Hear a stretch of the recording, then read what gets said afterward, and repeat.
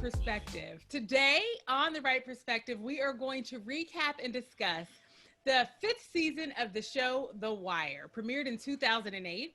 This season premiered in 2008. And this is the HBO show that follows organized criminal activity in Baltimore.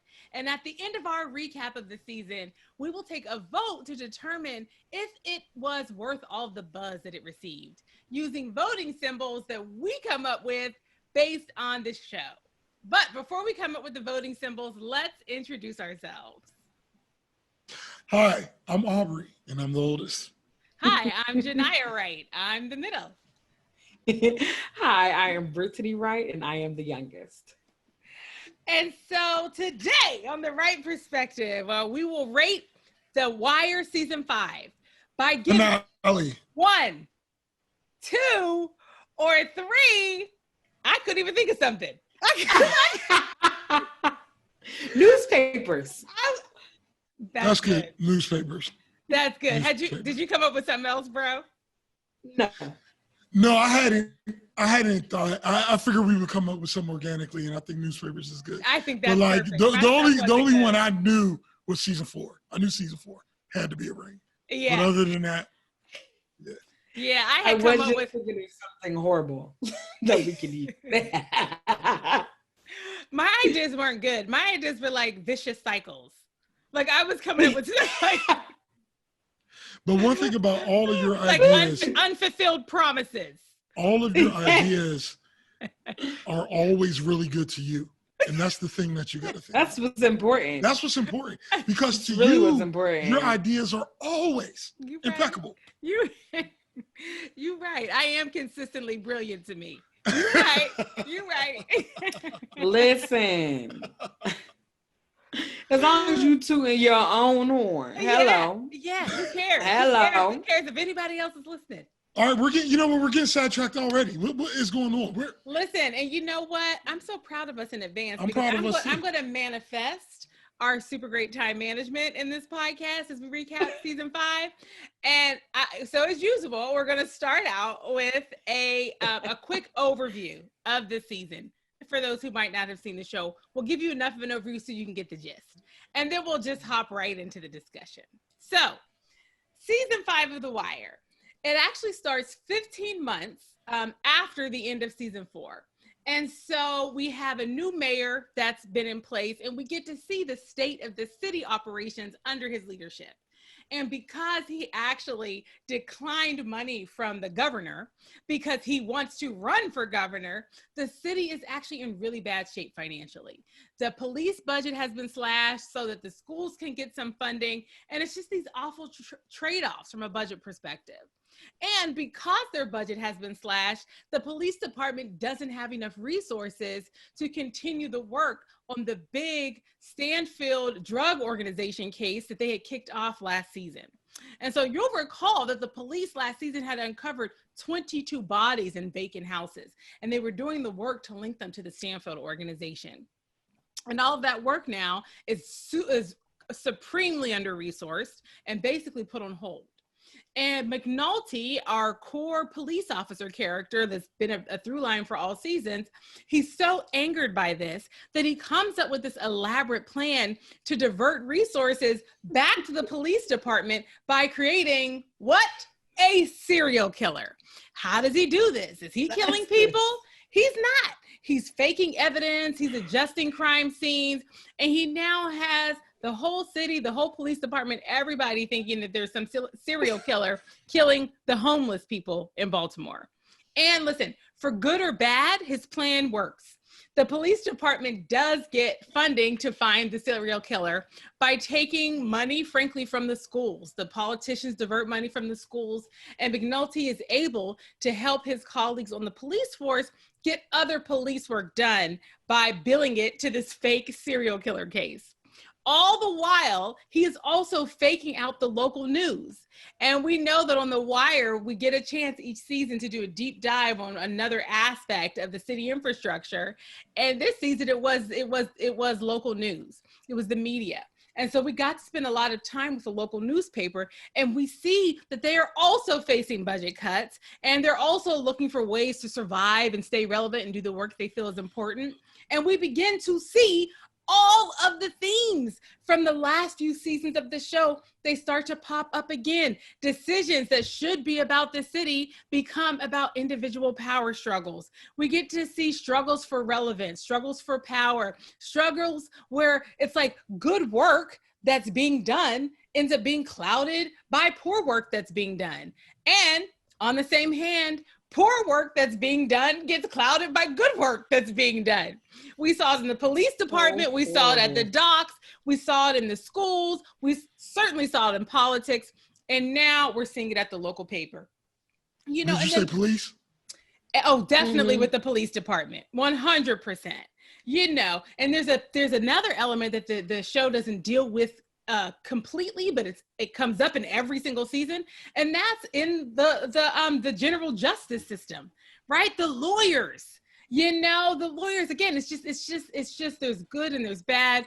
And the media, we do see them grapple. They grapple with it, though. They grapple with some of the problematic behaviors of people, but ultimately nothing really changes. Ultimately, McNulty, he partially achieves his goal. They're able to stop the Stanfield organization per se, but the drug game in the city, it just shifts. And new leadership comes in, new structures, slightly new structures, and it just continues. You know, when the higher ups at the police department find out what has happened, this fake serial killer and all this, they basically push lots of the details under the rug for political reasons, you know, and some of the political and police leadership figures change, but overall, again, nothing really changes. And, you know, again, it's like the lawyers in the overall justice system, they're showing up over and over again. Some people and issues that come up are addressed, but at the same time, we're watching new ones be created. And in the end, nothing changes. And in the show, even when you get to see change on an individual level, if you see a character find redemption, you know, like a specific person changing their behaviors, you're able to see somewhere in the larger scheme of things, someone else change in a bad way. And it just offsets. Yeah. One example, we got to see Bubbles, a character that we've known for the entire length of the show, a drug addict. He has recovered, and we are so proud of him. And at the same time, we see a young man that was bright and full of potential when we first met him become a drug addict. And that's why, you know, the season, I think, closed with not just wrapping this season, but wrapping the show as a series finale to kind of say, you know what, we're ending where we started, and that is the truth of the truth. That is the truth, you know. So that's the recap. Wow, that was real good. That was a superior really good. Recap. Thank you. Thanks, bro. Very good. And can I very good start by saying that you, my sisters, are killing the Aryan game right now. Oh, bro. You know, you're killing the Aryan game. I just it would be remiss if I didn't say it.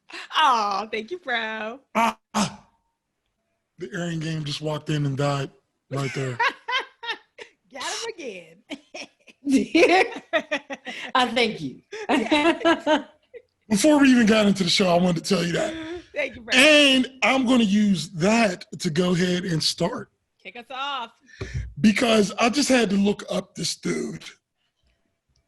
Because I wanted to use his name.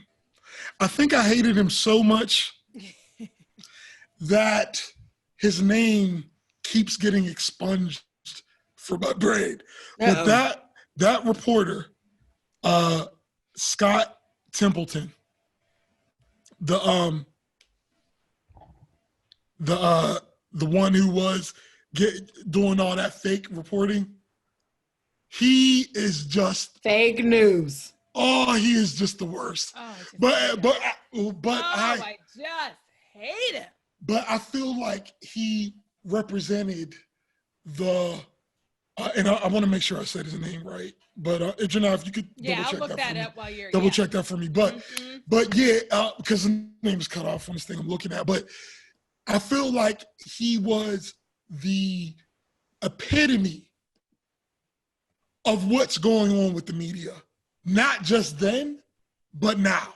Mm-hmm. Because see, now we see this thing, with the media come to its full fruition in a lot of ways. Well, not the full, but it's a lot worse even than it was. And you had it right, bro. Scott Templeton. Okay, I just want to make. But like, if you notice, he started pursuing the attention more than the news. Yep. And now that's all the news. Like, people are just, the truth is just like the one guy was talking about. He was like, it starts with truth. Like, there's a little nugget of truth at the center, and then you just keep spinning it out of control, and so that people will want to pay attention. Mm-hmm. And I just feel like they did a great job of showing this in general, but that dude represents, to me, all that is bad when it comes to media.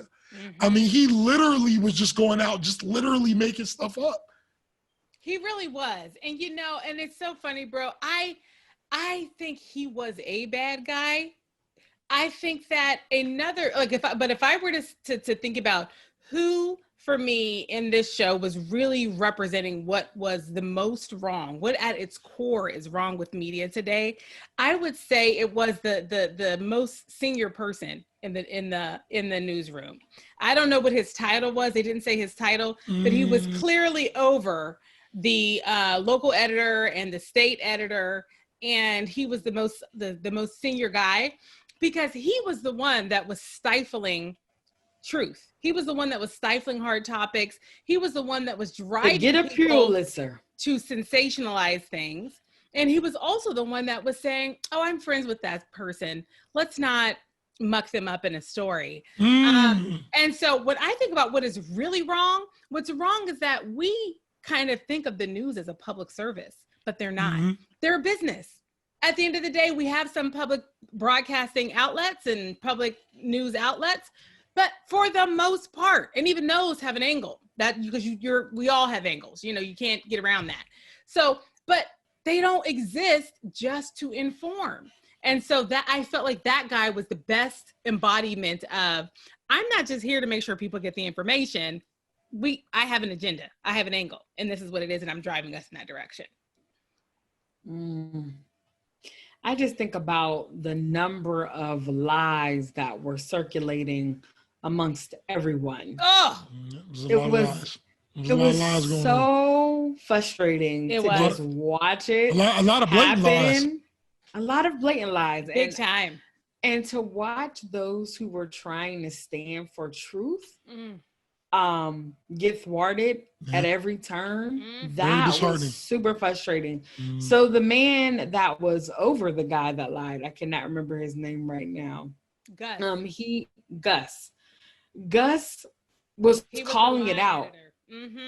Gus even got his proof before saying anything. He already had a hunch. He already had a feeling that something was going on.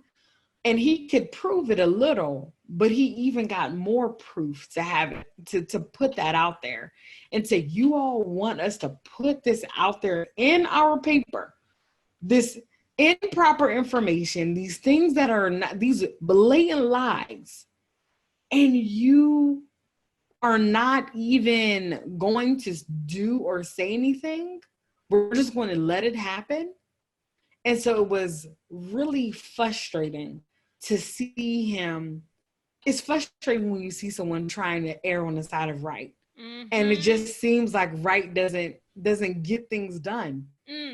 Even when it comes to, and you guys know, Bunk is not my favorite person, but even watching Bunk go, McNulty, you've gone too far.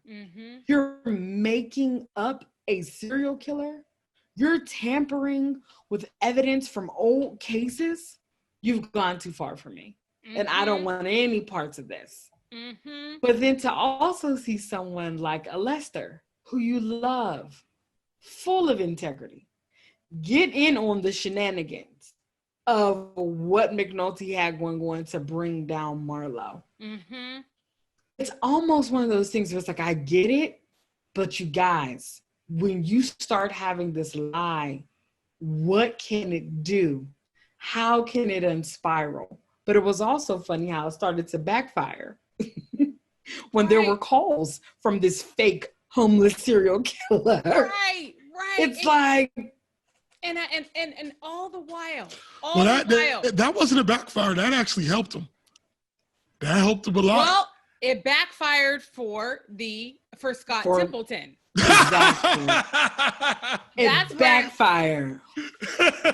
And the people. Well, at first it backfired for McNulty because it didn't know that telephone call that Scott Templeton made up. It backfired for McNulty because now McNulty had to further his story, and because he was shocked, he said he called. And then it was like, okay, let me continue to build off of this. And then from there, McNulty used it. And then it went into his advantage the way that he used it. McNulty was ready for that to die. He didn't want it to get to the level of where it went. That was not his goal to do what happened. This homeless killer was never going to have a voice. He was never going to be anything actualized. So then you have to cover up tracks because now someone has created something. But what I'm saying is that they were at that point where Scott Templeton made the fake, or he reported the fake phone call. McNulty and Lester were trying to figure out how to get a wiretap. So they needed to figure out a way to make a phone call. And so when you watch the show, it was a gift to McNulty that Scott Templeton brought that up at that exact moment, because he even said it afterwards. And I'm sitting there thinking, Lester, this is the wire right here. They giving us the wire right here. So like right from the beginning, when it was like a gift, it wasn't a setback. It ended up being a setback. No, I would still agree that it was a setback, but I also see how it could be a step forward as well. But I absolutely, because it got to a place that McNulty did not picture for it to get to, even though he wanted. I think this is just a classic case of something you want to create the narrative and control the narrative. But when you are creating such a fabricated large lie, there's no way for you to be able to now control the narrative. Mm-hmm. There's no way. So where at the end, there were honestly two homeless people that were murdered because of a copycat off of a fake serial killer you created. You have no control. I'm so happy you said that, sis, because, it actually reminds me of, there was a line that Carver said in season 4. And it was, we're at the halfway point in the season. And so at this point, so much shenanigans has played out, just in terms of so much. The drug dealers, the police officers, the politicians, and people at the newspaper. Everyone is being impacted by lies and, propaganda and angling and ego. And we have watched Carver start to mature over seasons. And in this one, we see him, I think, at his most mature. And there's a point where he's talking with Herc. Herc, who's no longer a police officer, has moved on or been forced to move on because he was the absolute worst. And he says to Herc, he's like, I know we used to think that the things we were doing as police officers didn't matter. But it does. It all matters, And so it was an acknowledgement that every little thing you put into the system, it matters. And so when you do something small that is selfish and doesn't work toward the larger good, it doesn't matter, how small it is. There's always an impact. And so everything you're talking about, sis, is, this, and it was so funny as I was just hearing the two of you talk, because it's like, what, everything that's good can also be bad. And it just depends on like what seat you're sitting in, and what your angle is and the end that you want. And that's what you see play out again in this show, again and again. And I actually have a question for y'all. I would love to get your perspective. Brittany, you started to talk about it, to hear from you all about this relationship between Bunk and McNulty. So, for those who haven't seen the show, Bunk and McNulty, they're not only partners, police partners, but for each of them, they're pretty much what you and I would call best friends. I mean, they're really very close. They have that kind of unconditional, whatever you say, I'm going to back you up kind of relationship. And when McNulty goes and does this thing of creating the serial killer, even though he in his mind has the best of intentions to try to get resources to the police department, Bunk is like, whoa, I know we have a low moral code, but you bro, you have just violated it. And I just loved it. Let's talk a little bit about that. What are your thoughts on the state of their relationship and the way that it's evolved, how we saw it start and how we saw it end by the end of the show? Well, one thing that the Wire does better than, to me, any other TV show out there is capture reality. And I feel like, the relationship between Bunk and McNulty was one of the most realistic relationships depicted on television. And it's because through the seasons, they evolved from, they were on the same page and they were both on a little while, they would both do similar things in terms of infidelity and drinking and stuff like that. And when McNulty in season 4, when he pulled away from that, Bunk was always trying to pull him back. Like Bunk was always saying, get a drink, or, you drinking like, you're not drinking like, the terminologies they use to basically say that you're not drinking how you're supposed to drink, Right. And the crazy thing about it is once he pulled him back, which I'm not saying he was a big part, but he definitely was part of that. The allure of getting pulled back to this reckless type of lifestyle, basically. Yep. And then what was interesting is, because this is how it would really happen, because people never see their own stuff. And so once he pulls him back then into the reckless lifestyle, then he wants to act like McNulty's tripping. It's like, well, you weren't congratulating him when he, was on the straight and narrow. You kept trying to pull him to these ways, and now you've spiraled it out of control.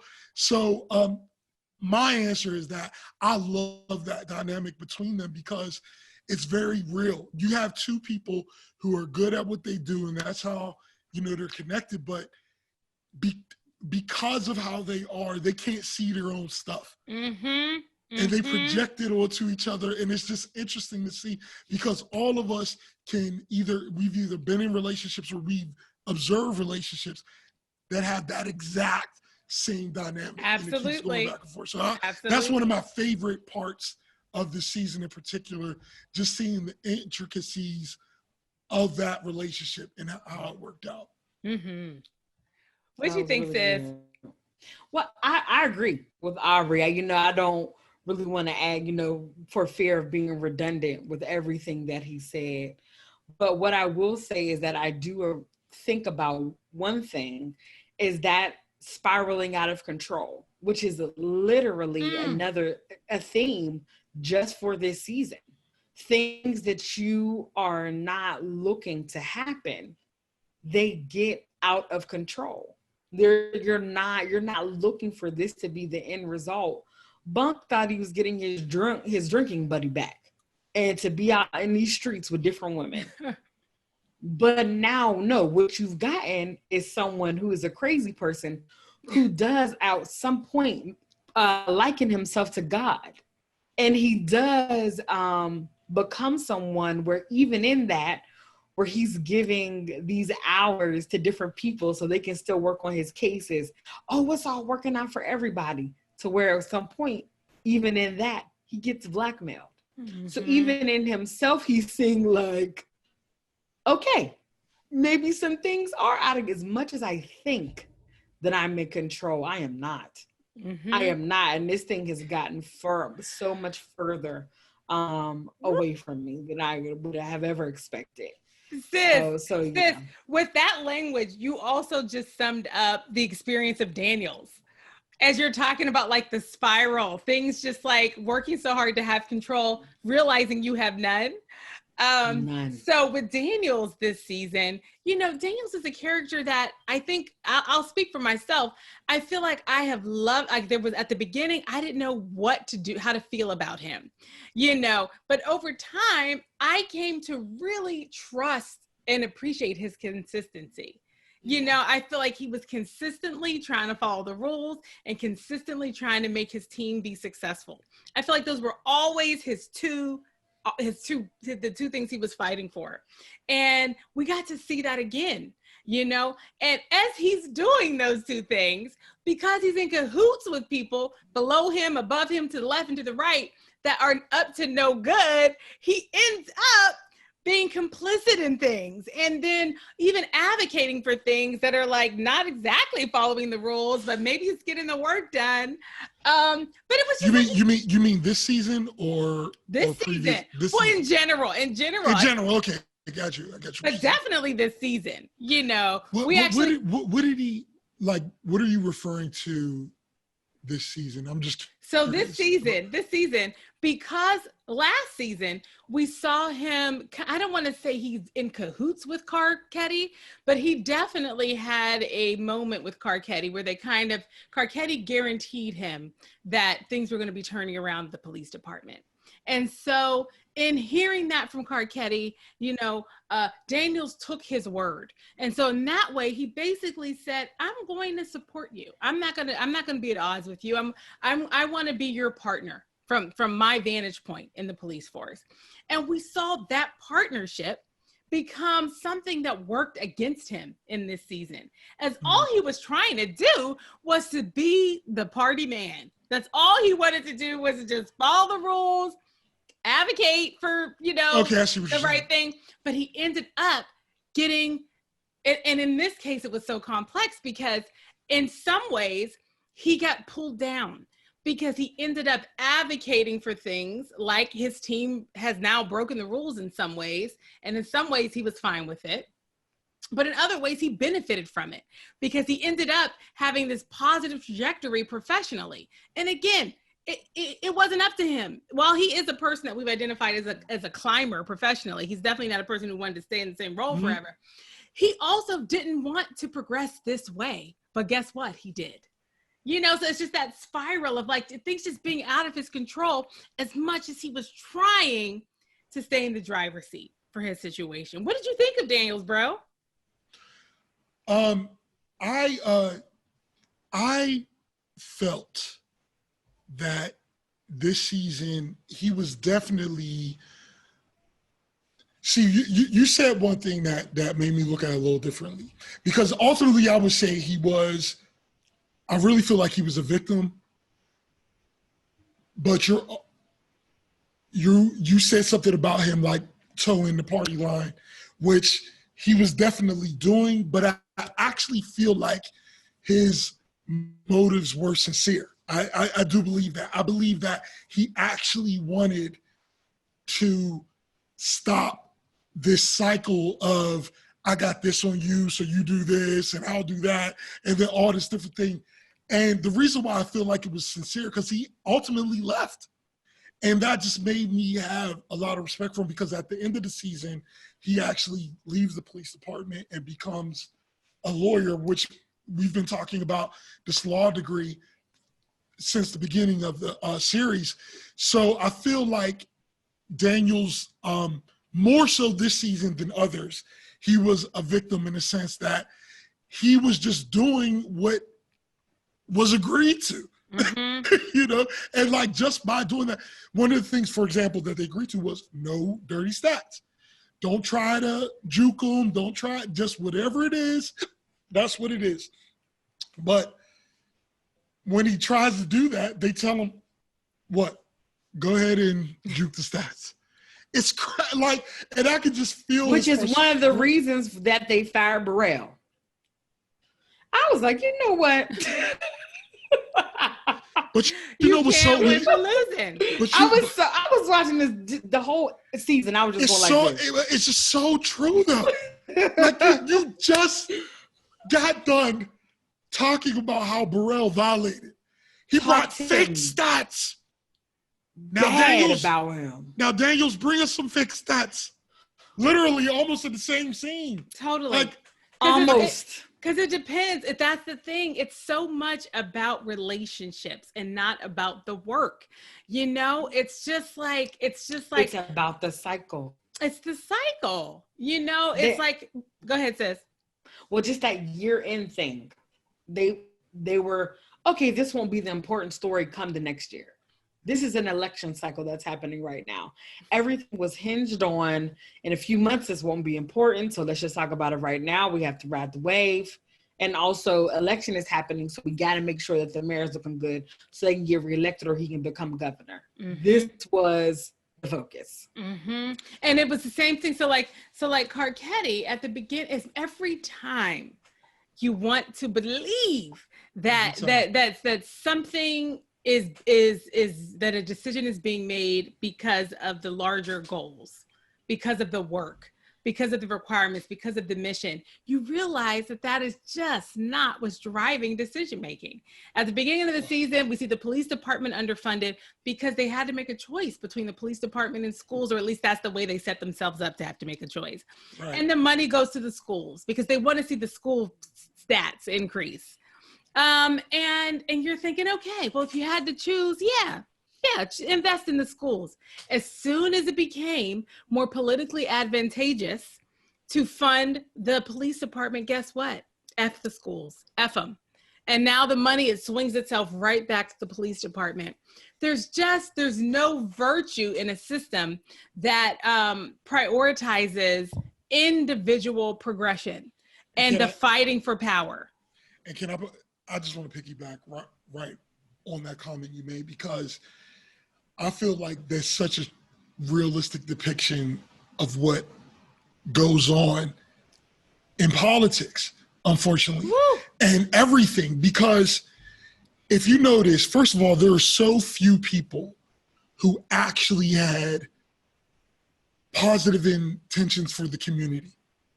You know, we could say Colvin, we could say Daniels at times, we could say Carver at times, right? Lester. I think Lester's one of the good ones. But here's the point I wanted to make: anybody who was a good one got chewed up and spit out, and that's the crazy thing. At the end of the day, about how it actually is. Because if you're coming around talking about you actually want to help people and you want to change, the powers that be are just not going to let that happen in a lot of ways, or it's going to be incredibly difficult.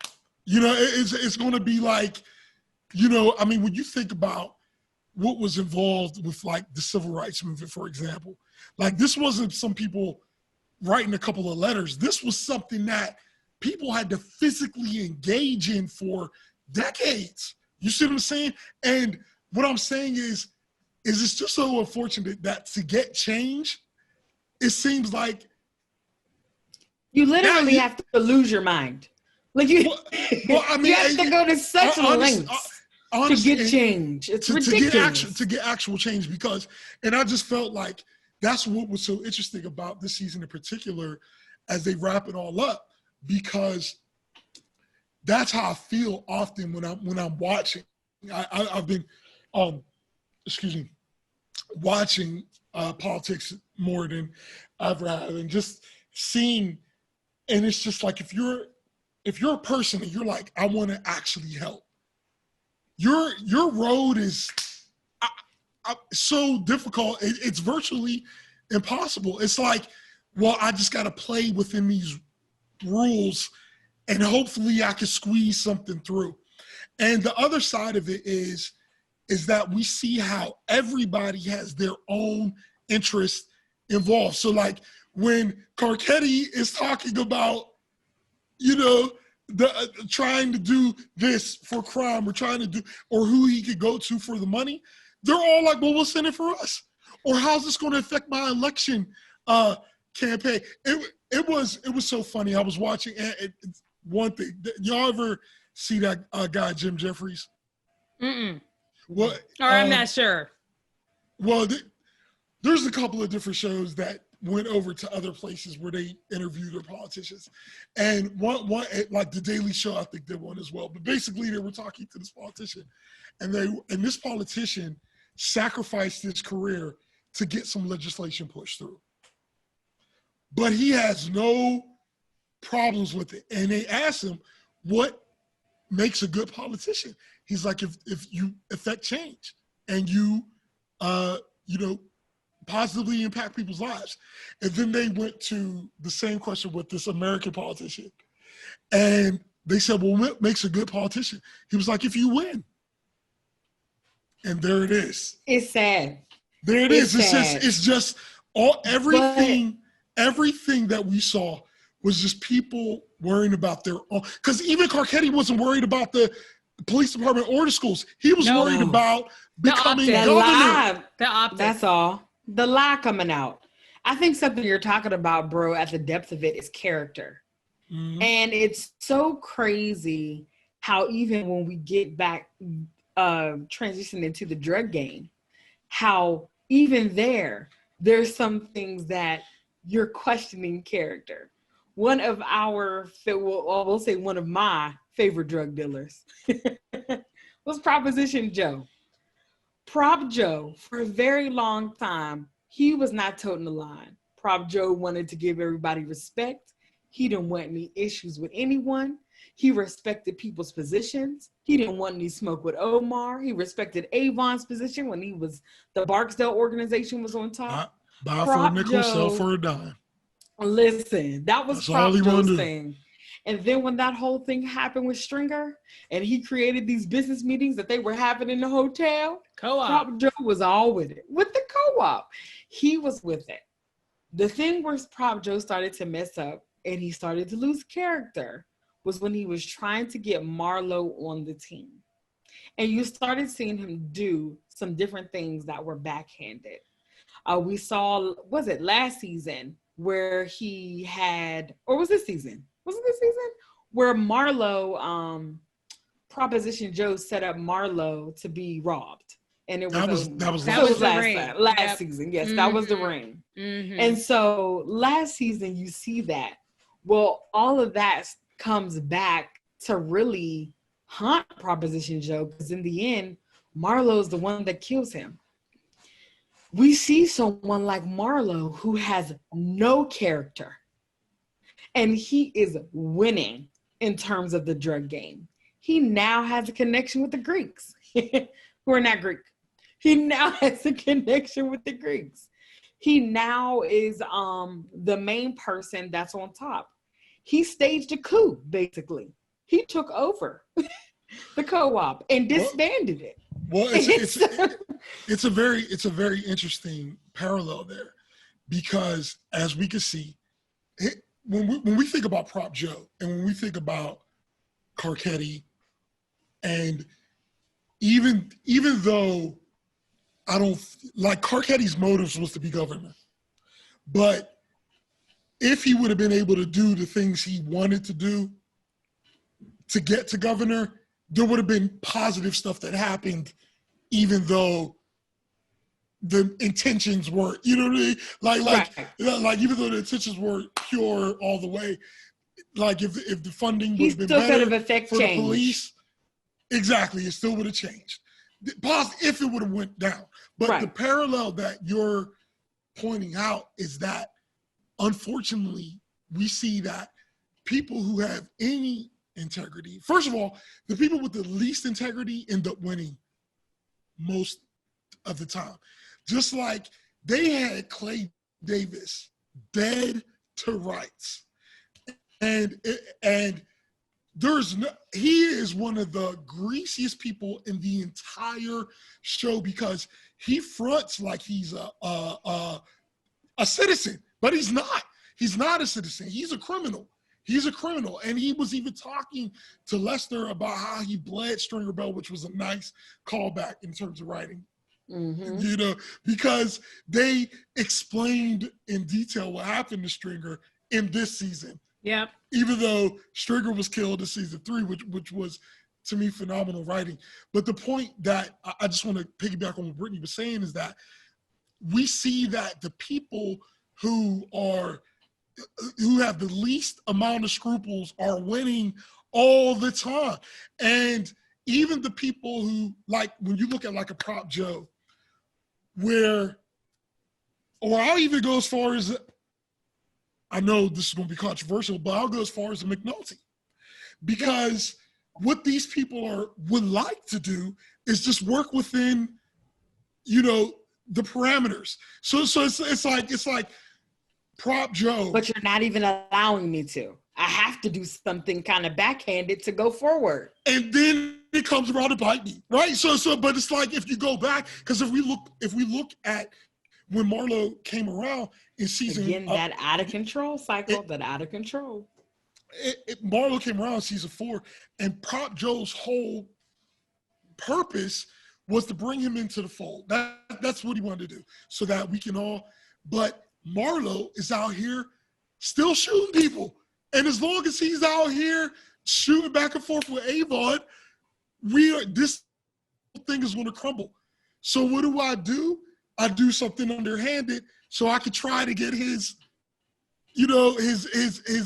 allegiance. And you see that not just on the drug side, but you see it in the politics. You see it in the paper. You see it in the schools. The police. You see it in every aspect that they. So I'm just saying that's just a very good point. That unfortunately, man, no matter when you're trying to have character and integrity, you're not. We haven't seen that win yet. It's so true. And even in the school system, Presbo, he tried to be the good teacher. He had to start doing things that were not part of policy to get part of the curriculum. Done. That was last season. And when you were just talking, bro, and I heard it in what you were saying too, sis. It's like this, it's just like the can't win for losing kind of thing. And I can't help but think about the children that we saw in this show through the entire 5 seasons of the show. But in this season in particular, we watch children that just never even had the opportunity to get to the point of a level of maturity where they could at least say that they could at least understand the kinds of trade-offs they were really making, Yeah. So like when we saw McNulty, like in this space of like, I'm so desperate to just be able to live within the terms that I accepted, that I'm going to do something crazy to make those terms real. And Proposition Joe, I'm so desperate to live in the terms that I've accepted, I'm going to do something crazy so that I can get back to those terms. These little boys, these little beautiful little boys, they don't even fully understand the trade-offs because they're so young and their lives are so limited that they don't even understand the fullness of what they're missing out on. And that is just heartbreaking. What did you think about the scene when, Oh, you're about to talk about it. Go ahead. Well, I might not be the specific thing you're thinking about, bro, but I'm thinking about the storyline of Michael, of course. Michael is someone we met, and when we met him. Can we talk about Michael last? Yeah. Can we talk about Michael last? Definitely. Because the Michael Dookie thing, I think we should talk about that last. But I wanted to hear y'all's thoughts on Randy. Grew right up. Last time we saw Randy. It's crazy. It's just so crazy when you see who he was. He went from being like a a child who was so clearly not a fit for the streets. Hold on, let me help Randy out. Randy's the one with the cornrows. I know exactly who Randy is. Okay. Oh, I'm surprised. I know exactly. I know exactly. I'm surprised. Usually you'll be like, the one with the green shirt. The one with the green shirt. But the question is, do you always know who I'm talking about? I do. Okay then. That's what we talking about. The last time we saw Randy, we thought he was gonna get murdered because I thought Randy was about to die. He was such a sweet little boy with like this wonderful little entrepreneurial instinct. And Carver was trying to foster him. He was trying so hard. He needed to do something. He didn't have good judgment. He kept being in situations where people were saying to him that there were these big, large stakes implications for these little small stakes decisions he was making. And he kept being victim of that. And we saw him last season. He was just this little boy who was just like put into a group home. He was being beat up last time we saw him by bigger, more aggressive boys. And now we saw him, he comes down the stairs, and not only has he physically matured, in terms of, which is so cool because it shows you how quickly children grow. It just completely shows you how fast they grow. Because I was like, wait a minute, a year and a half. And he's physically matured. Exactly. But also he's now hard.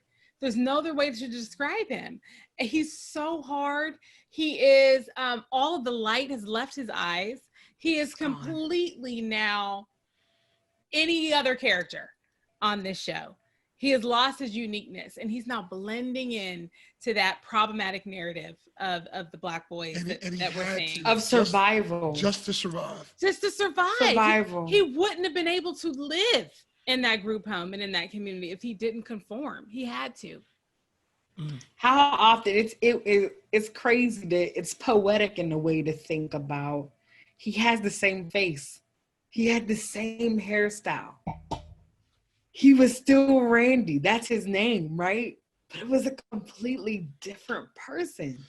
Man, it was such a different person. That was a short scene that was amazing. It was powerful. It was so because it was like you could see the entire previous year and a half without seeing it. Just by seeing this result, this hardened individual, that the mere fact that he's still alive, we know he had to be on some different, we know he's probably had to do some things he never would have imagined he had to do just to survive. And that was definitely one of my favorite scenes. I wanted to talk to you guys about, like, I've said before, Stringer's my favorite character, but that's just because I like Stringer. But honestly, I think the best character might be Bubbles on this entire series. And one thing that I love about The Wire, it lets things work out sometimes. Because guess what? In life, sometimes certain things work out. Just like if we see Namond, just by sheer luck. Imagine if Colvin never took that job. He'd be dead. He would be dead. Namond would literally be dead. Yeah, but 100%. he just got lucky, and now he's debating, sounding like he's at Shinley High, just doing his thing, And the thing about Bubbles is, we saw so many people not make it out because most people, their bottom is when they die. Like they just keep going until they die. But Bubbles last season had his bottom out when he was essentially responsible for Sherrod's death. And that was his bottom. And he played that character masterfully. I mean, because you see the struggle in his eyes in this whole season. You can see him I have to call out that actor's name. It is Andre Royo playing Reginald Bubbles' cousins. Amazing. He's amazing. So amazing. good. Because when you see him, like when he was just sitting there in the basement, and if you haven't seen it, he got to stay in his sister's basement, who he's obviously burned several times throughout life. So she's heard it all before, basically. And he's just sitting in this basement and he's just spaced out. You can just see it's taking everything in him not to go pursue drugs. Or take his own life. Oh my gosh. What's so crazy? He's fighting all of that. You know what's so crazy? I didn't think about that too. That's in there. Like, I could just end this right now, Because he tried. He tried to end it. It didn't work. But let me tell you when he finally, because at one point during the show, one of the reporters from the Baltimore Sun ends up doing basically a profile on Bubbles, and Bubbles. And I want to tell you that actor that played that reporter is actually a friend of mine. We went to school together at Howard. His name is Brandon Young. Good friend. The reporter. Really? Mm-hmm. Oh, that's cool. Yeah, and so he did a great job too, because like it was Brandon. Well, I forget what his name is in the show. So I'll pull it up. Okay, but he was one of the good guys. Something like Jeffries. I can't remember. He was also able to get this story out without screwing over Bubbles, without lying, without doing anything. He got this great story out. But that scene when Bubbles finally talks about Sherrod in front of the group, in front of the Drug Addicts Anonymous group, that was a heavy scene, yo. That was one of them lump in your throat for me type scenes. Like where I'm sitting there like, yo, this is just TV. This is TV. It was Mike Fletcher. Mike Fletcher was his character. Yeah. Fletcher. He was a great character because there are people like that. He wasn't leading the Baltimore Sun. He wasn't on the bottom. There are people like that who just are there. I think though, bro, that speaks to your glimmer of hope that sometimes things do work out. This positive, real, true story made it to the front page. Yeah. And it made it into the story. And I even think about Kima. I think about Kima, how her before we leave Bubbles really quickly, I just want to name that, yes, Bubbles' story is a story of redemption, but Sherrod had to die. So I just want to name that. Like, even as the show is showing, like, okay, there is good here in humanity. There's always an offset. I just felt like that's what this show was. Big one. This show was just showing us over and over again. Like, it's just, there has to be something very dramatic to shift the system. Otherwise, it just keeps repeating. So I just wanted to name that before we left Bubbles. No, but what were you saying about more Kima? so of a thing when it comes to that part of dying. Something still has to die, even if it's in you. Mm-hmm. Some part of you has to die so a greater part of you can live. And in this case, transitioning into Kima, also going along with that theme of glimmer of hope and also something else dying, Kima, we saw her grow. We saw her hit bottom. We saw her she's no longer with her wife. She didn't like this baby that came into the world. Till where now she's Auntie Kima sitting in the window saying goodnight to the lights. Like she's saying. You think Kima hit bottom? I don't think she hit bottom either. Oh, I do. When you're sitting on a car with McNulty out near the train tracks, getting drunk, cheating on your wife, you've hit somebody's bottom. For whatever your bottom looks like, to me, that's not the trajectory of what she wanted. So to me, she hit where her lowest was.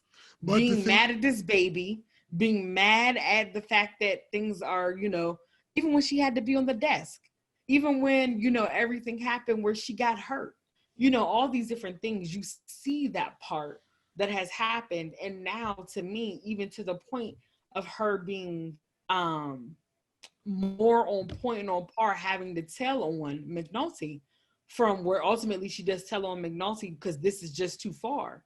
I do believe, in my opinion, that we did see Kima get to a low. When you don't like a little baby that has nothing to, like, the baby didn't do anything to you. You don't like this baby.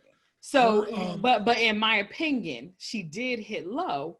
And then we see her start to die to self in the sense that I'm building baby furniture. I'm going to get the baby and I'm okay with it. Her watershed moment came when she saw what happened to that young guy, because the Stansfield organization killed a whole family with one survivor, and who was a little boy. And when she was in there watching him and seeing how this little boy is just at a point that we have no idea how he would even be able to begin to come back from that, that's when she called her, so that was the point that she really. Yeah, I will tell you, mixed in. It's all mixed in. Those pivotal things that happen to help you see more about yourself. Exactly. That help you see more about your own view, about what parts of you have to die so the better parts of you can live and move forward. And unfortunately, it was that little boy. That's why for Kima, I wouldn't think of her low as when her marriage broke down and she, and she was out drinking with McNulty. What I saw that moment. No, I was using that as parts of it. When you're starting to get onto the decline, yeah. What I was saying was I wasn't looking at that as a decline. I was looking that. I absolutely saw that as a decline. I was looking at that as her getting back to a truer version of herself. The truth is, she never really wanted to be a parent. And so when she was doing that, that was her going through the motions. When she was married, she really just wanted her wife. She didn't want the whole construct and accountability that comes along with marriage. And so even being married, that wasn't her being herself. And so when in those moments where she was with McNulty and being honest about not wanting to be a parent, I thought those were the moments where she was true. So in that way, I would think of her rock bottom as when she was being her most fake, her most inauthentic. And that's when she's playing house and like pretending like she wants to be a mom. And I felt like her decision to stop being a deadbeat parent was certainly, it was an evolution in her character. But I don't look at it as her moving away from some kind of rock bottom. I just looked at it as she had a change of heart. And she was evolving. But I think her true self before that moment was not somebody who was inclined to parent. Well, I'm just thinking about even her actions in that. So even if you are not who you are in that moment, if you are making license to say, I'm going to do this thing in this moment, you're dishonoring that thing by not coming home. You're cheating. You're coming home drunk. To me, even in that which again could be part of her rock bottom, you're not living in your truth. This is also part of it, because you're disrespecting the life where you are right now, even if it's one that you never planned for, even if it's one you was ill-advised for you because it's not part of you. But it's also the parts where it's like you're doing a disservice to this space in life that you have made the choices to be in. So if you're wanting to get to the real person of who you are, change that part first before you start doing other things. So if you want to sleep with a bunch of random people, by all means do it. But make sure that your divorce is final. If you don't want to come home any time of the night, you want to come home whenever you want to, that's fine. Make sure you're no longer responsible for anyone except for yourself. And so so that's when I'm like, okay, you're shifting great and you're starting to come into yourself, but you're also hitting some lows in that coming into yourself. Do y'all think she should have told? What do y'all think about that? Yeah, so ultimately, Kima is the one, slowly but y'all surely. Both agree? Slowly but surely, Kima, slowly but surely, McNulty starts to let people know that he's done this lying. And he starts to let people in his inner circle know. Mm-hmm. And so he tells Kima. And, she ultimately is the person who ends up telling the higher ups. Because there were other people that Bunk didn't tell. When Lester found out, Lester got excited and was in cahoots and took the plan to the next level. He was ready. And then when Kima found out, she was so disgusted. She grappled with it a little bit, but she did end up telling. That's a really good question. It's like I flip back and forth, I flip back and forth. Because on the one side, I was happy she told, because I was really concerned.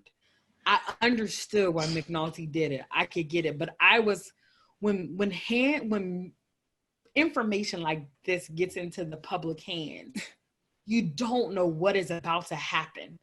And the worst fear of mine was someone is actually going to start killing homeless people. And legitimately, that is what happened. In a sense, because these other ones, you find out that they were natural causes, or it could have been drugs, whatever it was, alcohol, whatever it could have been.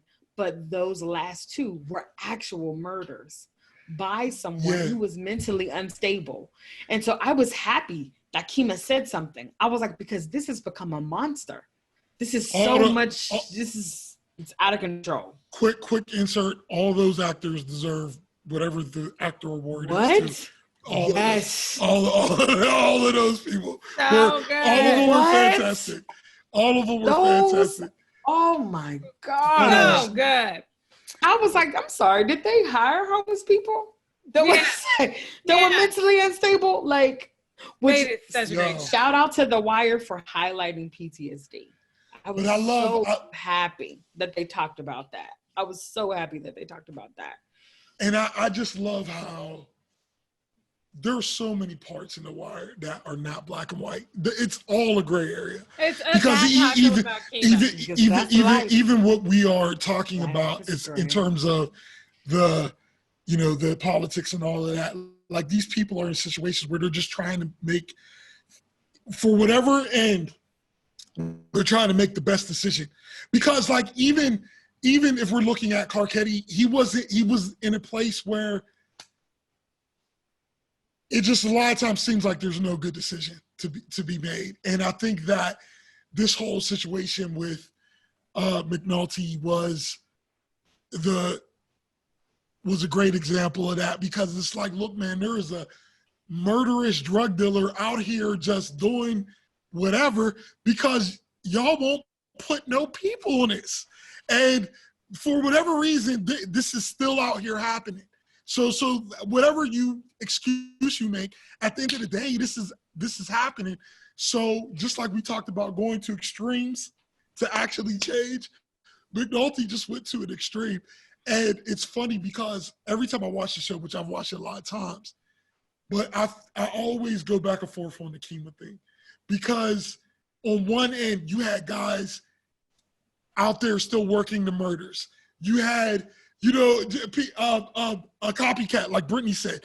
You had these things happening, but on the other end, I feel like if she could have just kept her mouth shut for about 2 more weeks, they might have been able. Bro and sis, I gotta tell you, in the big scheme of things, Kima's decision didn't matter. It didn't really matter. So that's I'm sitting here trying to frame a point of view, but it didn't really matter. It stopped. Well, did it stop it? It stopped that specific thing, but not the machine. I get what you're saying. Because when Marlo came out, Marlo was ready. Yeah, I don't know. What do y'all? The only real impact of Kima actions is that Lester and McNulty are no longer police officers. Other than that, and nobody's doing work.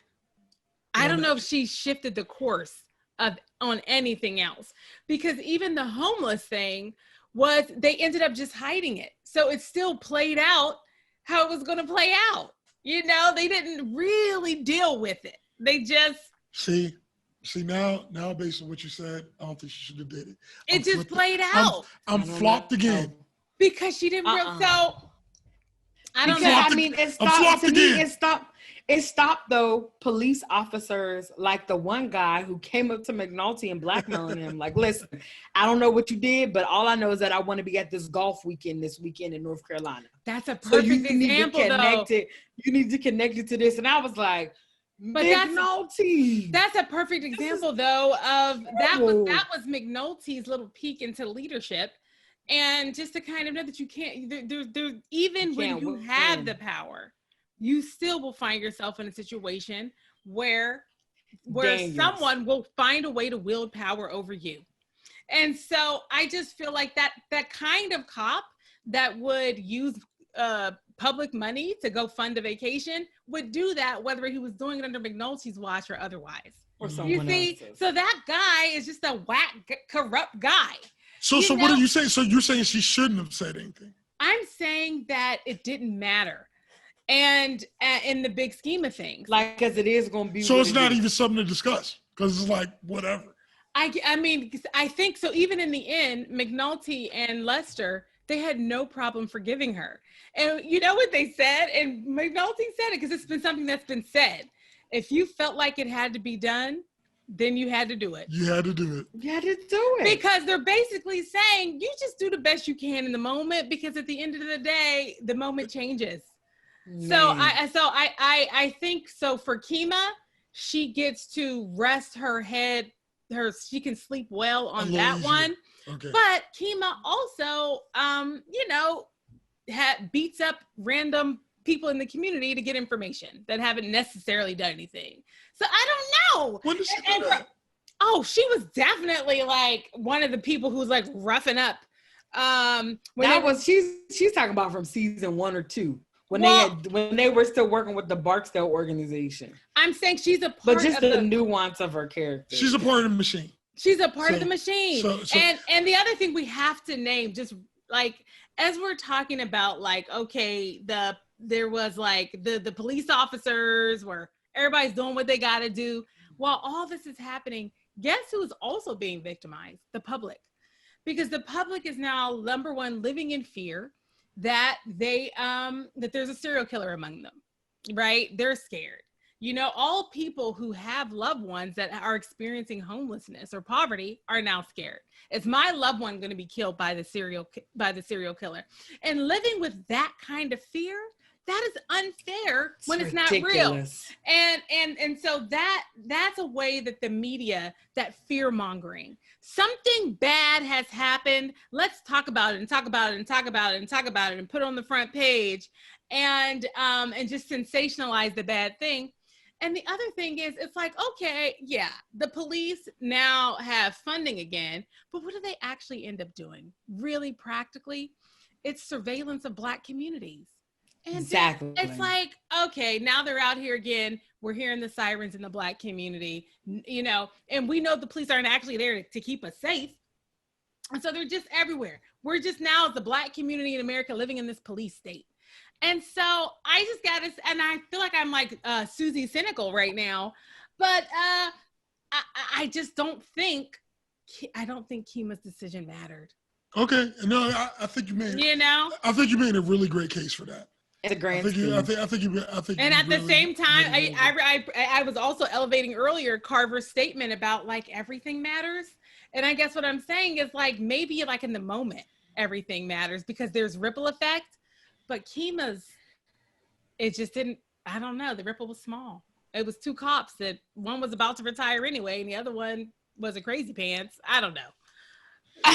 That's probably why it didn't even matter. Yeah. That's probably another reason why it didn't matter, because it was like, y'all 2 halfway out the door anyway. You are. Like, McNulty, you literally should have been fired years ago.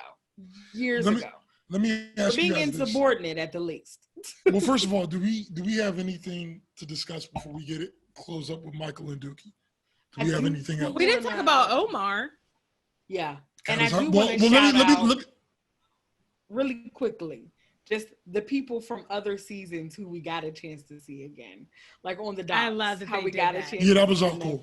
Yeah, how we saw Randy. I love that. I just loved how they brought. It was really cool. They brought them all in, and it wasn't like these shoehorned in. No, very organic. Like everything was good.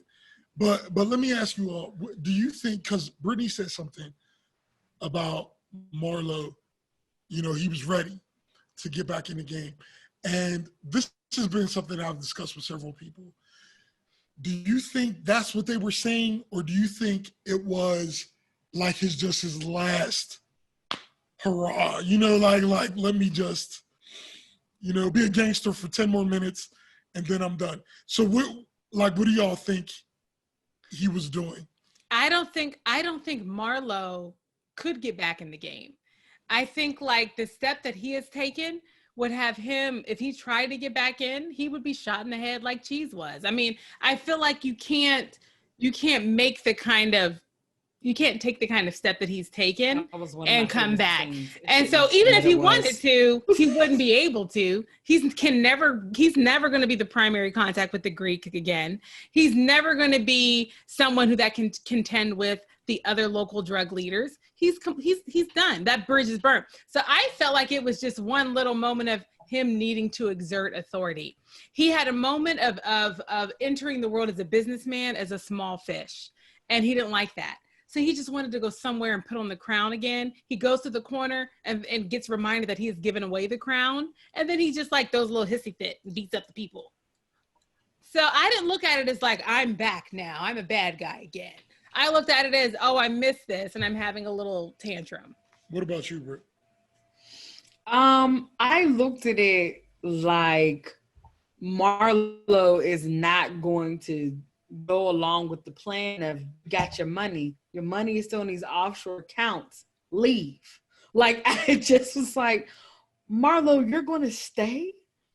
Like that was my. His plan was, he wasn't trying to get out of Dodge like Omar did. He was no, not so much get out of Dodge, but just this is your life now. Your whole organization is in jail. Your right hand people. One is in jail for life now, and the other one, he's hanging out with Weebay. The other one is dead. So even your enforcers are gone. But what I will say is that I believe Marlo was trying to have a last ditch effort, because in jail, when they all first got arrested, is when he finds out that Omar was looking for him. And Omar had been saying his name and saying, you know, come fight me, come see me on the streets. He's too much of a punk to be on the streets.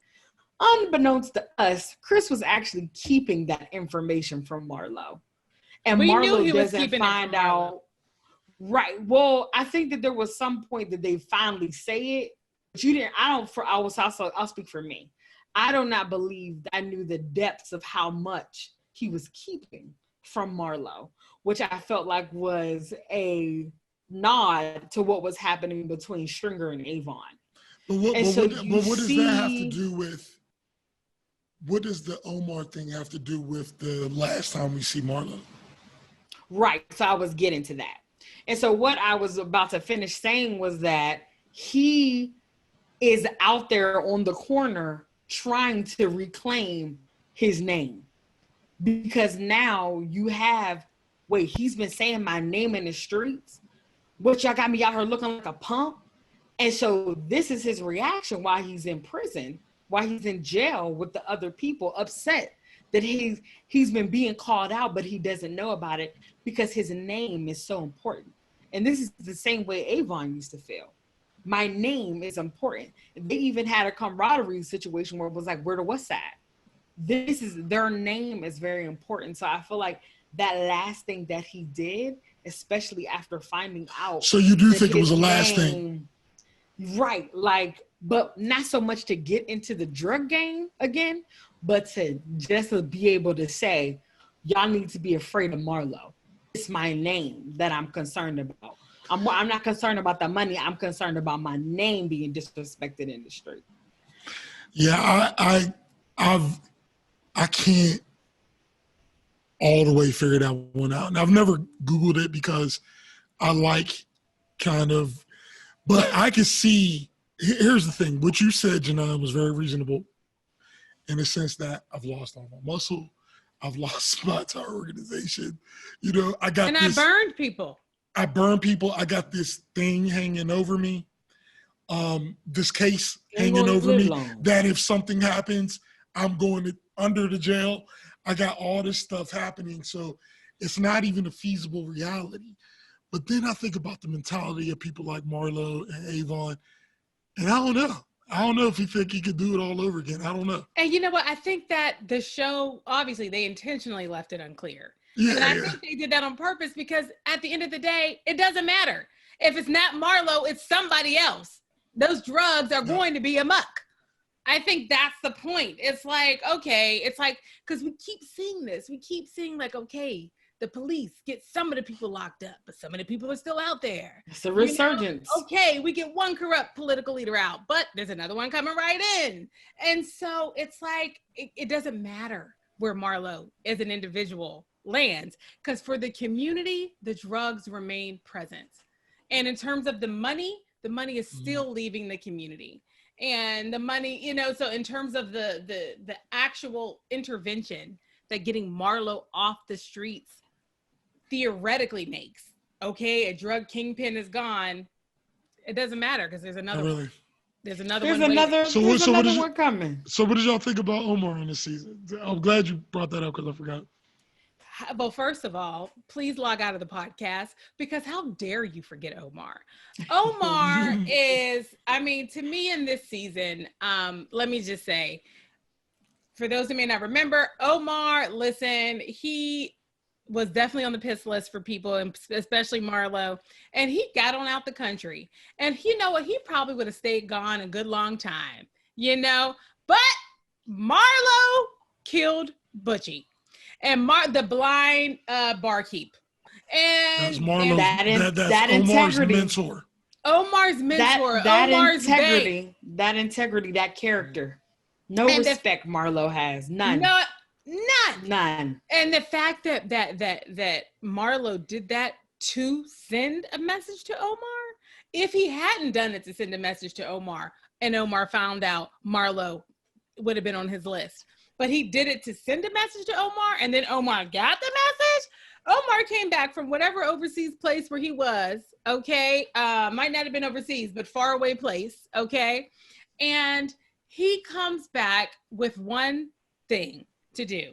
In the same way that he was so committed to taking down the Stansfield organization, the Barksdale organization, he was about to take Marlo out. He literally had a list of Marlo and all of his key lieutenants and his muscle, and he had a list, and he was planning to check them off one by one.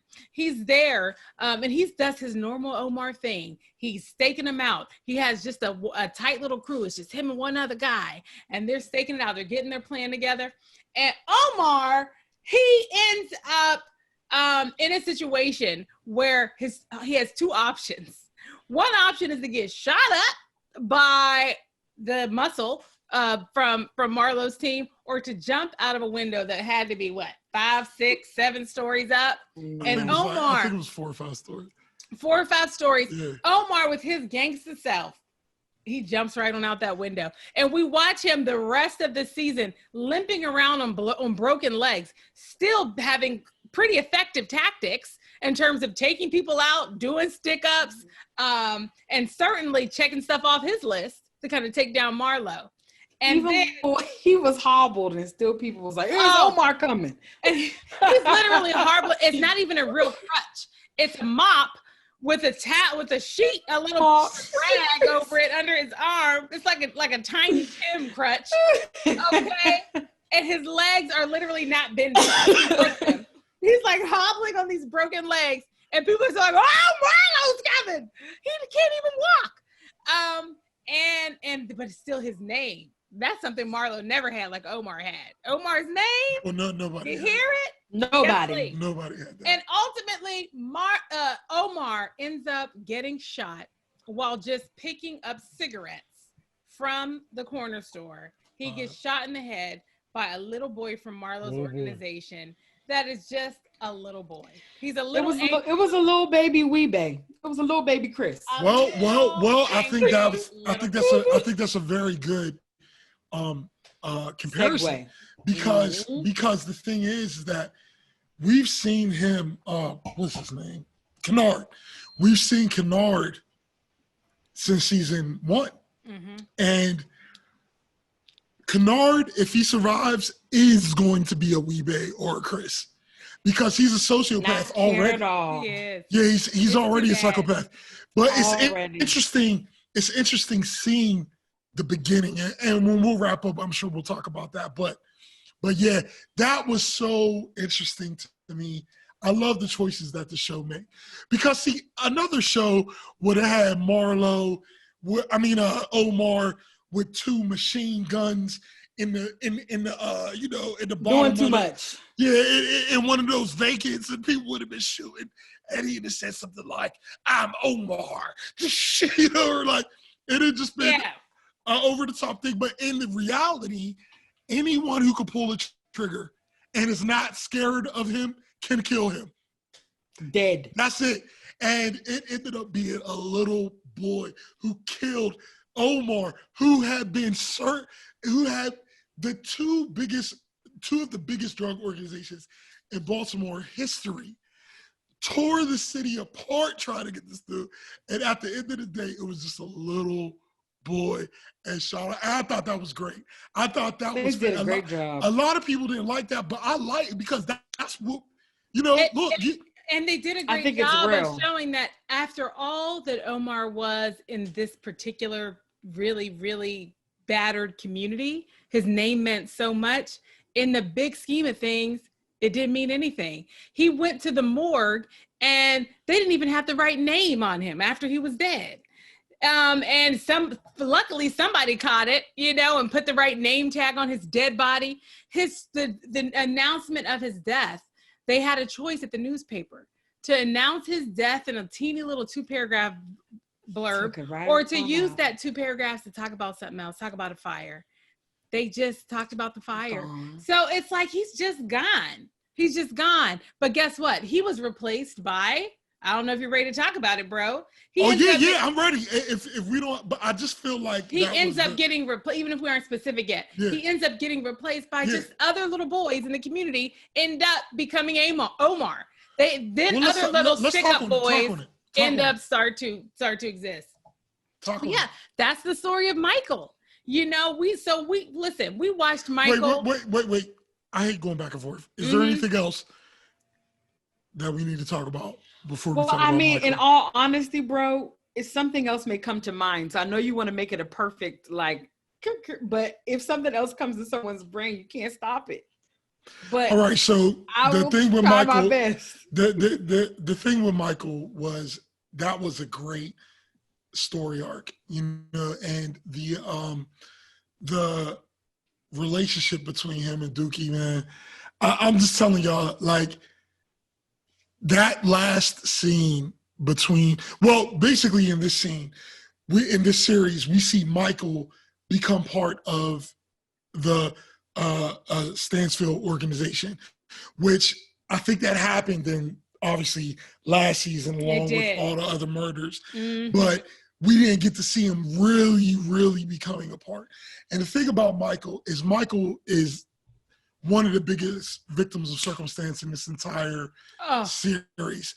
And so for him to become part of this, we see him struggling with his own ethics, because he is down to kill.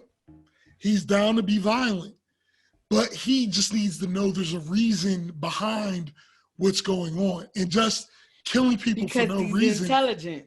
He's extremely intelligent, and he's very discerning. And what makes it so tragic is that this boy, if you put him in a different circumstance, he would have been amazing. If he had been the one who got with Colvin instead of Naaman, he would have probably been just as good as Naaman. It just didn't hash out like that. And so we see him in this season committing murders, but asking about it. Like, why do we need to do this? Which, of course, what the organization wants, it's blind obedience. Just do what I say. So like, if I say something, do it. And ultimately, what happens is the whole organization, like we said, ends up getting locked up by things that had nothing to do with Michael, other than the fact that the murder warrant on Chris was put out because he killed Michael's mother's boyfriend, Michael's brother's father, right? Michael's brother's father, Chris killed him, but Chris didn't do it in the meticulous way that he normally did. He beat the guy to death with a gun. And with his fist. Spit on him and left him there. So obviously there's a lot of DNA at that scene, but the organization doesn't consider that. All they know is now Chris is locked up and it has something to do with Michael. So now Michael has to get gone. But the only one who's still out is Chris. And the thing about Michael took the lessons because he's so smart. And Snoop. I'm sorry. Yeah, you're right. The only one who was out was Snoop. And man, he surveilled her for an entire day and realized that she was trying to get the drop on him. And so he got the drop on her. And that's, I hate to say favorite when I'm talking about a murder scene, but that scene got me hyped when the first time I saw it, because it's like, yo, this dude is doing everything you said. And just like Daniels, it doesn't matter. You're still going to come after him. And I got to say, every single time we saw one of the true gangsters die, they just take it, and, we've seen people plead for their lives. Jordan. And maybe some of them will try to negotiate. Like Proposition Joe was about to die, and he was like, "Let me try to strike a deal because I'm a businessman as well as a drug dealer." But in general, he also was just like, "Well, I'm going to try to strike a deal, but I'm going to die now if this deal isn't struck. So let me just close my eyes. I'm just going to and he was like, close. Marlo was like, close. He closed it, and so Snoop was just like, "Okay, well, Michael figured it out. How does my hair look?" And Michael was like, "Your braids look very nice." And she was like, "All right."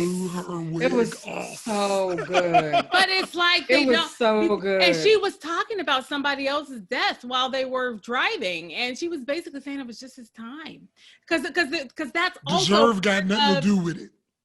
It's part of the rules of the game that when your time is up, your time done. is just up.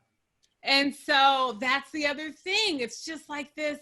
There's something that is just so lost here in terms of just valuing lives in general that makes these characters, they then ended up not valuing their own lives outside of the game.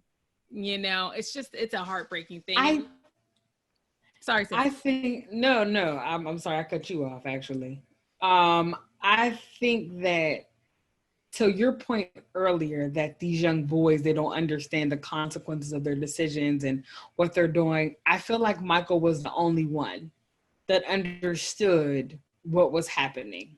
And that was because he fought against it so much. He tried so hard to, in the end, I have to acquiesce if I'm going to save my brother's life. If I'm going to save my little brother's life. He was definitely the wisest. If I'm going to save my little brother's life and make sure he doesn't grow up in this circumstance, that he can get out of this, that he stays in school, that he has food in his belly, that he is safe and taken care of, I have to live this life. I don't have any other choice, because the one that is supposed to look out for me, the one that is supposed to be there, the most she can do, which we see in this season, is come get me out of jail. But as soon as ask for some money. Ask for some money. I don't have any other choice. So when he realized ultimately that this was going to be his life, and that he knew now there was a bounty out for his head because of all that he has done, he made sure he secured his little brother with his aunt, put him away, and Let me tell you, that was another award that needed to be given to that little brother. He said not one line, but I felt every piece of his sadness when he was leaving the only person he's known to truly take care of him. I wonder how every piece of it. How did they get him to do that? Because like acting. I mean, but he's so young and he was so intense. I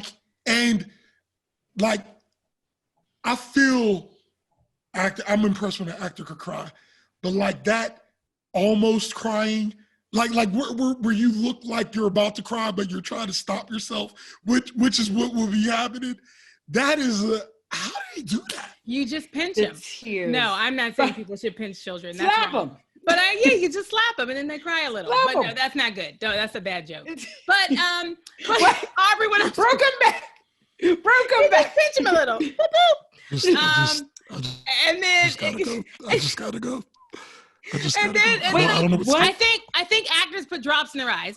Little drop. No, that's not what. One thing I want to say before I forget it, because I will forget, is that the other reason why I feel like Michael understood the dichotomy of what was happening was also because of the trip he took with Dookie and his little brother to Six Flags. I think Michael knew this life and that this opportunity just to go to Six Flags because it's open is not going to happen often. And I still want my little brother to experience fun and experience life and to still be somewhat of a child. Even though I am not having to make these adult decisions. But he also knows he's a child too. And it's funny. Yeah, that's what I was going to say at the end of the day. It's funny you should say that because his last words to his brother when he dropped him off, and surely Michael's planning to keep in touch with his brother. That was obvious. Sure. But absolutely, his last words to his brother when he dropped him off with his aunt was, "Don't cry, be a man."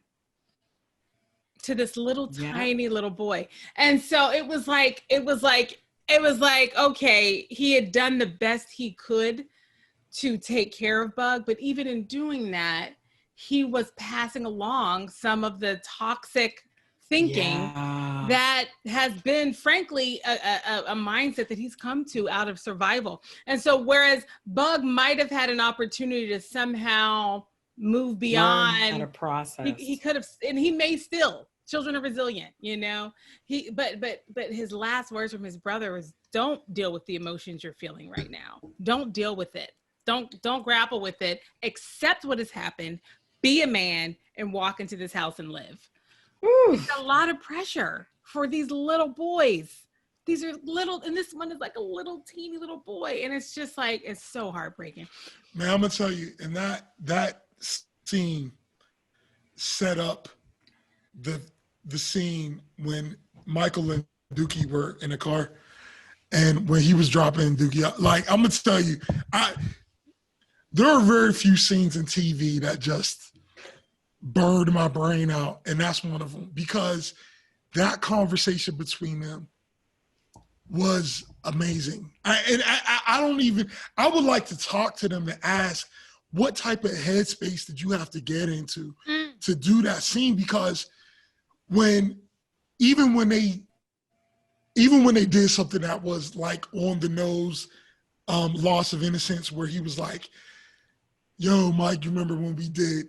And then they referenced a scene where they were doing some boyish stuff back in season 4, and he just said, "I don't," and just like everything that's innocent about me, everything that was fun, like I can't even recall it anymore. Oh, it's just. It makes my bones hurt. Let me tell you, makes my bones hurt. Oh, for Duquan. Oh my God! I mean, Duquan this season, Michael kind of said, "Well, you're giving it a good go at the drug game. You're not very good at it. Why don't you just stay at the house? Stay at the house." Take care of Bug. Basically. And frankly, it's better for all of us. It's better for all of us because let's just say I get got, you'll be there, you'll be safe. So you get off the corner. I'll take care of the bills. You just stay at the house. You make sure he's a stay-at-home friend. And he was like, what, am I nanny? And he was like, no, you're still a part of you play a vital role, but do it from the house. And so we see Duquan, who is not a good fit for the streets. We've known that about him, we see him as not a good fit for the streets. He also can't fit anywhere else because he's not in school where he's supposed to be. He's trying to find a job. He couldn't get that job. I was so frustrated. Couldn't get a job. So mad. But that was another shout out to a prior season. What was it? Because he ran into Poot. Poot, and if we were listing out characters that we thought would have gone straight, I wouldn't have listed Poot. I would have thought Poot just got killed or stayed in the game. Poot is now, he said he got sick of it. And he just he was out. He was working He's selling sneakers now. Selling sneakers. So Duquan they didn't show that, but I'm sure Bodie's death probably hit him hard. Straightened him up. Straightened him up. And so Dukie's trying to get a job. And it's so funny because they're even looking at the want ads and they have so little conceptualization of what work is outside of the drug trade that they're just looking at these random titles that, listen, no, you're not up for like vice president of sales. Like, why are you even reading that as an option out loud or something? They have no context. They have no context. They don't even know how to read the want ads. I was happy that they even knew the want ads were there. Right. And so he's just wandering around trying to find a job so he can contribute meaningfully to the household. And then the only way that he can get work is to start working with the junk man, AKA the drug addicts. And reminds you of Bubs and Sherrod. And so what do we see by the end? We see when Michael says to Duquan, you can't stay with me anymore because my life is I can't be what I'm too hot. Mm-hmm. I'm too hot. I essentially, he's basically saying I have to live a life in the shadows now. I'm over. Yeah. And so he ends up asking Duquan where he wants to go, and Duquan has no other answer except to go be with the drug addicts. That's his only answer. And so literally we watch Michael drop Dookie off and he stands there at the gate of like where the homeless people are, looks back, he has no other options. He walks in. And then the next time we see him, he's strung out asking Presbo for money. Yo, that even talking about it now makes me sad. Like, and I know it's just a TV show. I know whoever. And that's what makes it so sad, though, bro, because you know it's not. That's what makes it sad. When you're watching a movie, that's true. No, that's true. Sad movie that's just like great fiction. You're like, man, that's really a sad, but that's fiction. This is sad because, and it's real. We can go find him as we speak. It's happening as we speak every day. And I think about so many educators that are passionate about what they do. And I can only imagine, like I used to live with a third grade teacher and how hard it would be for her to say, she was like, I just need my parents to get on board. I'm creating these action plans for the kids, but if when they leave my sight, these things aren't going into play, how can they go forward? So I know that I've known so many, our mother, so educators who are so passionate about their students.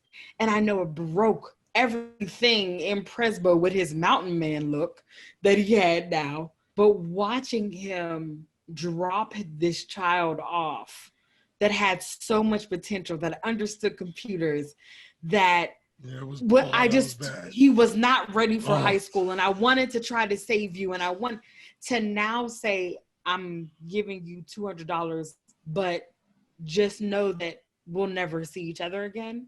To have to set that line up with him, and to know that Duquan had turned into his parents. You have to remember that, like his parents were strung out. His parents and everything, like people were trying to save him from that, and at the end, he actually had no other option. And he just walks right into the den of drugs. Because even we could say, oh my goodness, get, DHS, get them to come and help him. He's a child. Okay, let's look at Randy. Mm-hmm. Randy's walking up the stairs, pushing people down now. Mm-hmm. Like, yeah. there's just no way. Let me ask a question that's a little bit of a setup. And if I was a good sister, I might have thought of this earlier and threw it out. I'm just thinking of it now. But I'm thinking, like, how do we wrap our arc of recapping this show season by season? And I'm like, I think it would be like really nice if we each did a closing takeaway of some sort, like from The Wire. Like, what is your closing takeaway when you think about like the 5 seasons of this show that we have experienced? Maybe we could just go around and like give a takeaway. Okay, you want to start with me? Yeah. Okay. Well, I'm real quick.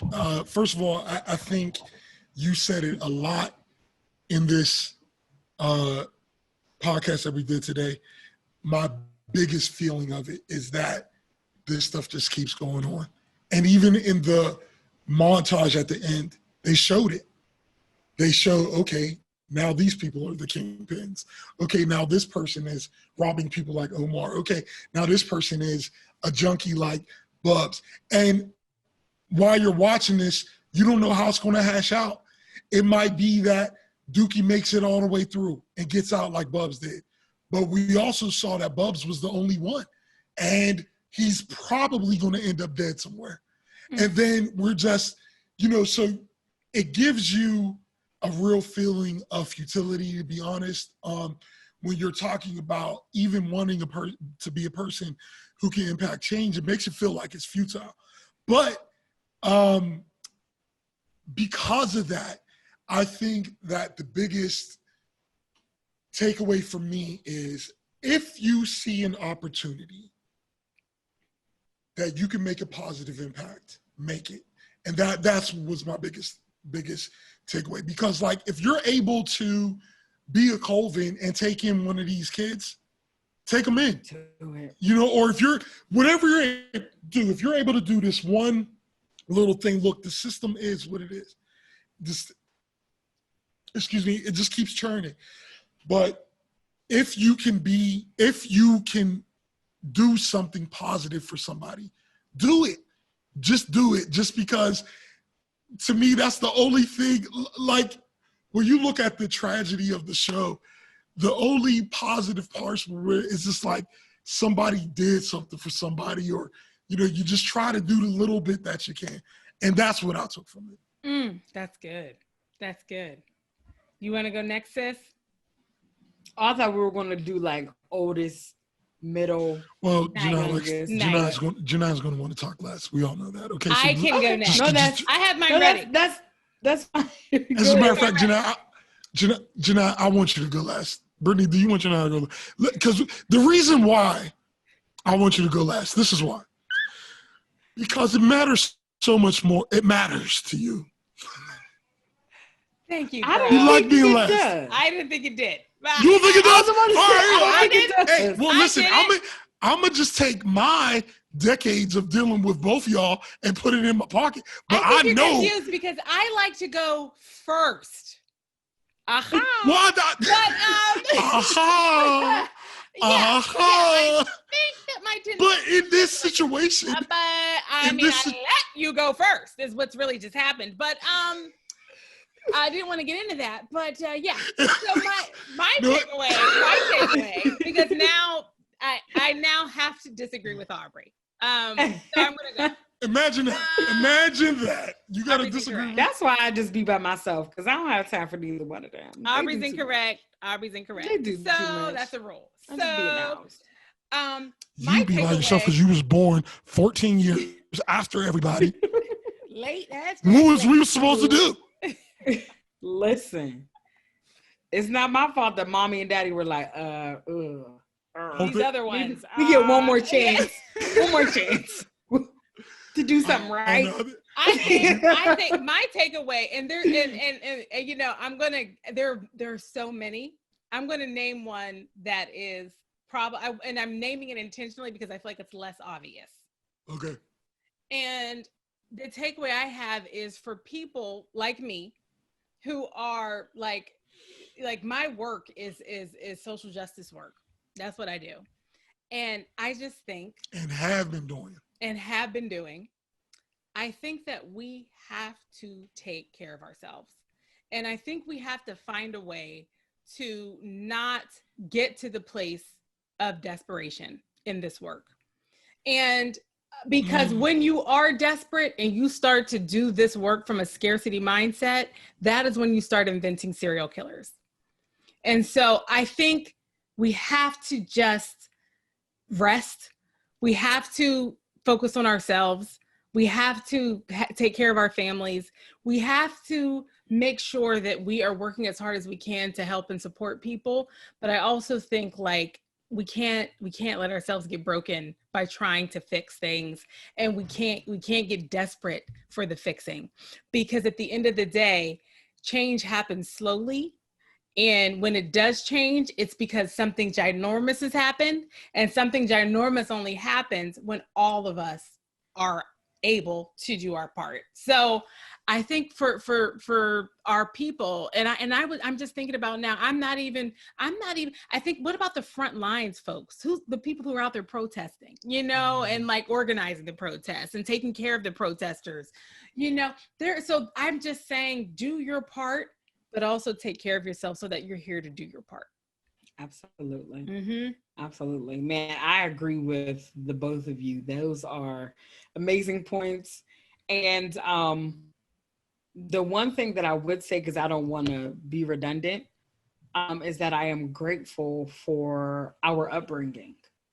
Our family, watching this show made me really grateful for our past and our path. Yeah.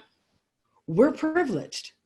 And I have been having to grapple with myself as I watch each episode and say, Brittany, what are you doing with your privilege? Because you are privileged. You might still have issues. You might, you know, because you're Black and all these different things. But in the grand scheme of things, the opportunities that our family were given, and we've said it so many times on the show, had this child been raised in our family, who could they have been? Multi-millionaire, Fortune 500 company, you know, just who could they have been? And so I think about that, just how I have to be very grateful for the circumstances, for the things that we have, the way we've been raised.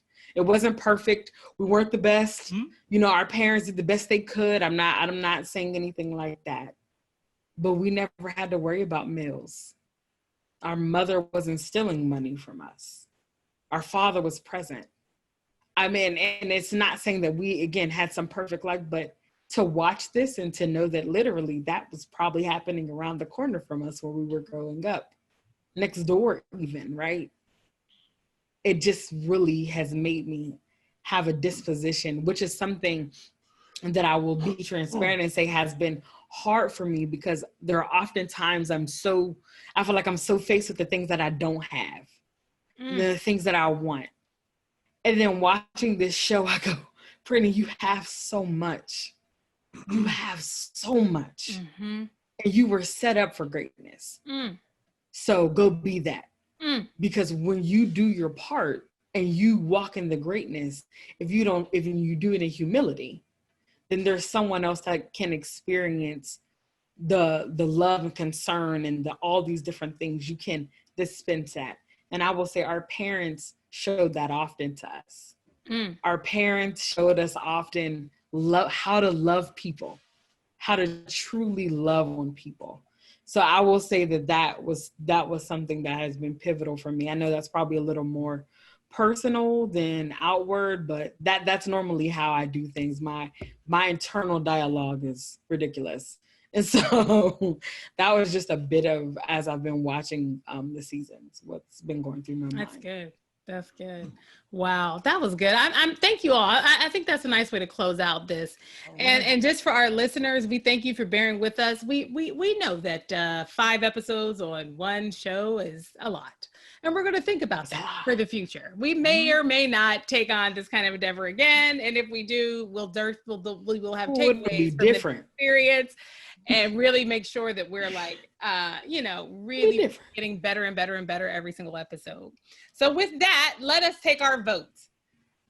For bro and sis, does season 5 of The Wire get your newspaper? What say you? bro. It gets my newspaper. Yeah, it definitely gets my newspaper. It absolutely gets my newspaper. But we also need to vote for the whole series. I think we could just, did you guys like it? I know it was my suggestion and I begged for you guys to watch it. But now at the end of the Wire journey, did you like it? Was it too heavy? You know what? I thought it was a great show. I thought it was great. I thought the writing was great. I thought the acting was great. I thought the content was great. I thought the stories were great. And because of how well it was done, I could conceptualize 8 other seasons. Like I could see them doing the nonprofit sector. I could see them doing the churches. I could see them doing the again, it's like those lawyers. Department of Human Services. They better not let Genia up in that HBO office. Listen. They better not. Because of how well they did it. Because those are some great ideas. Yeah. So that's how good it was. It was so good that it made me want to do that, to have that kind of examination of truth through fiction, to just go on through the rest of the safety net, the supposed safety net, and see what we're all up to. Because man, that if they did one on the nonprofit sector, that push and pull between funders and the way that the funders are ultimately just wealthy white people for the most part, and the fact that all of the communities that are ultimately being served are generally people of color, there's so much complexity there that a Wire season would have just been able to take that, layer it in. You know what? It would have been delicious. It would have been delicious. It would have been delicious like chocolate cake. I'm gonna stop you from talking because now I'm so frustrated that there's not a nonprofit season and a church season. I'm just so mad now. I don't know why they didn't do it. They should have done a church season. They should have done a church season. Because they got into that church part when that church did take some money, but we won't circle back. Yeah. So but I liked it. But I will say, I absolutely enjoyed it, and I was telling Genia. Now, it's something I would never recommend anyone to binge watch. That's dumb. Don't do that. It's heavy. It's heavy for a binge watch. But it's not a good binge watch. However, I would say that unless you like heavy binging, right? Unless you like to be depressed at the night. If crying and heartbreak is your thing, and drugs, murders every episode, this is your binge. You go for it. Gotcha. But I was telling Genia, and I might have said this to you too, bro, that I would have loved to see a Wire Miami, a Wire New York, a Wire. Okay, different major cities. LA. Same concept, all the different same major 5 seasons, but just major cities. Exactly, a Wire. That'd be Chicago. a good idea too. Because. And I also liked it because when you told us how you set up the stage, that these were stories that were pulled from real life things that happened. I would love to see those real life stories come to life in other cities. So I appreciate how this show kind of was a skeleton. It could be dropped someplace else. Yep. And I'll say that really if you want it, there's a lot more journey to go through. There's a couple of clips they have. If you do the Wire Origins, they have a couple of clips that show the beginning of Omar, the beginning of Prop Joe, like the beginning of some of the major characters. And also I would Google what people the Wire was based on. Because when you start seeing how because you can start looking at the stories from the real people and seeing what elements they took for the show, and it gives the show a whole different dimension. Wow. So that's in your spare time, I would definitely check those out. Like the preacher, not the preacher, the deacon. Yeah, did we talk about that? He was a real drug kingpin. He was the inspiration for Avon. Exactly. And then you will hear about the inspiration for Omar, which was an amalgamation, if I said that correctly, a bunch of people together. So I'm just saying there's other stuff you could look up and go down a YouTube hole A wonderful hole. All right, so where are we going next? Down in the hole. Down in the hole. Well, I was, we were talking about how we absolutely have to go to the other extreme of excitement and happiness now. Down in the hole. Yes. Right, I'm sorry. And I love how they brought the season 1 rendition back of that song. They had to, because just like you said, we went through an epic journey and ended up in the exact same place. So they had Yeah, we did. All right, so keep on. I suggested that we do Father the Bride 1 and 2. I think that is going to be so much fun. It is actually the opposite of The Wire. Literally, it's all white people. It's no people of color except for BD Wong. The biggest tragedy is like discord over event planning. Like exactly. That's the big tragedy. And hot dogs. The count of hot dogs and hot dog buns. I'm looking for. See, you're bringing up stuff already. Stop. It's gonna be good. That's for the podcast, Brittany. I'm so sorry. Brittany, that's for the podcast. Look, because if we're being honest, we could just do this review right now. Now we're not going to. We're going to watch it as if we haven't watched it. We're gonna watch it 37 times. Fresh eyes. As kids. 8 million times. Critical. But we're going to watch it because we're professionals. And also we need a pick me up. So after watching The Wire for 5 seasons, so. All right. So we go Father Bride 1 and 2. Yep. Yes. And so also, this episode. Go ahead, bro. I also want to give a little teaser for this thing that my sisters didn't know about, but it's going to be happening because I'm the oldest. Right. We're also going to do a hood movie series. Not all at once, but I am bringing my sisters up to date. They're only 30 years late. It's not too bad. 30, 35 years late, but we're going to bring them all. We get the gist. I know who Ricky is. I know that part. Okay. That's the...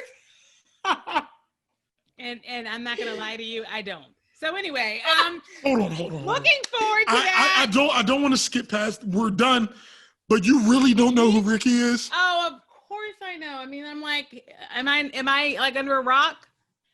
Okay, I don't even want to talk about it. First of all, you will never disrespect my husband Morris. No, listen. I can't. This is too much for me to take in. I need to go relax. So, but we're. Was he with Bobby and Mike? Bobby Ricky? Yes. Okay, all right. Well, then anyway, let me let you go. Is there a way that I could drop Janiyah off her own? Listen, I can't. No. There's no way. You can't. No way. You can't. Okay. Again, middle child syndrome. This is my Zoom account. All right. Well, let me let you go. All right. We love y'all. Thank you so much for tuning in. Thank you so much for listening, watching. We really love it. Thank you all. Bye, bro. Thanks, bye, guys. Bye. Bye, sisters. Bye.